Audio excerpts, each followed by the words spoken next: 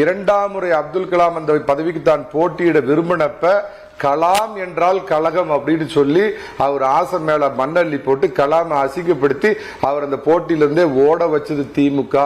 அப்புறம் அப்துல் கலாமை நாங்க இதான் சொல்ற அடையாள அரசியல். நீங்க அப்துல் கலாமை ஜனாதிபதி வேட்பாளர் ஆக்கிட்ட உடனே நீங்க இஸ்லாமியர்களின் நண்பரா? அப்ப பில்கிஸ் பானுவை கூட்டு பாலியல் வல்லுறவு செய்தது யார்?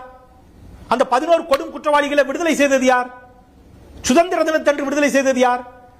நீதிமன்றம் காரி துப்பிச்ச இவ்வளவு கடுமையான கொடும் குற்றவாளிகளை ஒரு 5 மாச கர்ப்பிணியை கூட்டு பாலியல் வல்லுறவு செஞ்சு அவ கையில இருக்கிற 3 வயசு குழந்தைய புட்டிங்க அடிச்சு கொன்ன கொடும் குற்றவாளிகள் 11 பேரை எதுக்கு வெளியில விட்டீங்கன்னு கேட்டாங்களே, அதுக்கு யார் பதில் சொல்றது? சரிங்க.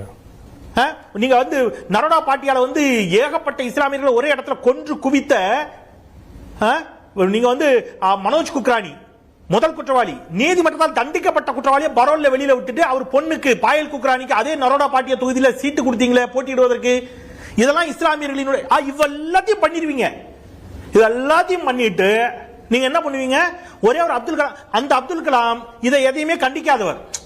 நீங்க அது மட்டும்தான் உங்களுக்கு ஒரு தமிழர் பிரதமராவது மட்டும்தான் நோக்கம்னா அன்னைக்கு ஜி.கே. மூப்பனார் 161 எம்பிக்கள் ஆதரிச்சிருக்கணுமே. ஜி.கே. மூப்பனார் என்ற பச்சை தமிழருக்கு பிரதமராக வாய்ப்பு கிடைக்கிறப்ப அதை கட்டைய போட்டு கெடுத்தது திமுக அப்படிங்கிற வரலாறு எல்லாத்துக்குமே தெரியும். நண்பர் சேலம் மணிகண்டன் கூட சொன்னாரு, மரியாதைக்குரிய ஐயா ஜி.கே. மூப்பனார் அவர்கள் பிரதமராகும் வாய்ப்பை திமுக தடுத்து நிறுத்தியதாக. உள்ளபடி அன்னைக்கு தடுத்து நிறுத்தியது யாரு?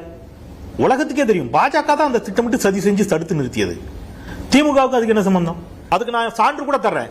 46 எம்பிக்கள் அன்னைக்கு ஜனதா தளத்தில் இருந்தாங்க, 32 எம்பிக்கள் சிபிஎம்ல இருந்தாங்க, காங்கிரசுக்கு 140 எம்பிக்கள், தமாகவுக்கு எத்தனை எம்பி தெரியுமா? அன்னைக்கு 20, திமுகவுக்கு 18.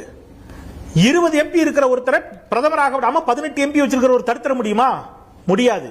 நான் என்ன சொல்றேன், ஒரு ஜி.கே. மூப்பனார் என்ற ஒரு பச்சை தமிழர் பிரதமராக வேண்டும் என்ற ஒற்றை உயர்ந்த நோக்கத்தில் 161 பாஜக எம்பிக்களும் ஜனதா தளத்தினுடைய 46 எம்பிக்களுடைய ஆதரவோடு, அல்லது நீங்க ஆதரிக்காட்டாலும் பரவாயில்ல, பச்சை தமிழர் ஒருவர் ஜி.கே. மூப்பனார் பிரதமராகணும்னு 161 பாஜக எம்பிக்கள் ஆதரவு கொடுத்திருக்க வேண்டியதானே? ஏன் அன்னைக்கு ஆதரவு கொடுக்கல? எனக்கு புரியவே இல்லை. நீங்க அன்னைக்கு 161 எம்பி வச்சுட்டு ஜி.கே. மூப்பனார் ஆதரிச்சிருக்க வேண்டியதானே சார்? தற்போதைய பச்சை தமிழர் சி.பி. ராதாகிருஷ்ணன் இவங்க ஆதரிப்பாங்கன்னா நம்ம எதிர்பார்க்க முடியும். அதனால நிச்சயமா அவங்க ஆதரிக்க மாட்டாங்கன்னு நினைக்கிறேன். நான் ஒரு வாதத்துக்கு சொல்றேங்க, ஒரு வாதத்துக்கு சும்மா ஒரு பேச்சுக்கு சொல்றேன். நீங்க பிராக்டிகலா மனம் திறந்து பேசுங்க. சி.பி. ராதாகிருஷ்ணனை விட வயதில் மூத்தவர், அரசியல் அனுபவம் கொண்டவர், சிபிஆரும் மதிக்கக்கூடியவர், இந்த அரங்கில் இருக்கக்கூடிய எல்லோரும் மதிக்கக்கூடியவர் ஐயா நல்லக்கண்ணு அவர்கள். நாளைக்கு நல்லக்கண்ணு தோழரை குடியரசு துணைத் தலைவர் வேட்பாளராக அறிவிக்கிறோம் வச்சுக்கங்க. மோடியும் அமித்ஷாவும் ஆதரிச்சிருவாங்களா? பாஜக ஆதரிச்சிருமா? என்ன வாதம்? எப்படி அவரை கம்யூனிஸ்டா தான் பார்ப்பாங்க. அதே தாங்க இங்கேயும். ஆனா அவரை ஆக்கிட்டதுனாலேயே தமிழ்நாட்டுக்கு பெரும் நன்மை, ஒரு தமிழர் ஆகிவிட்டார். இதெல்லாம் ஒட்டுமொத்த தமிழ்நாட்டிற்கும்.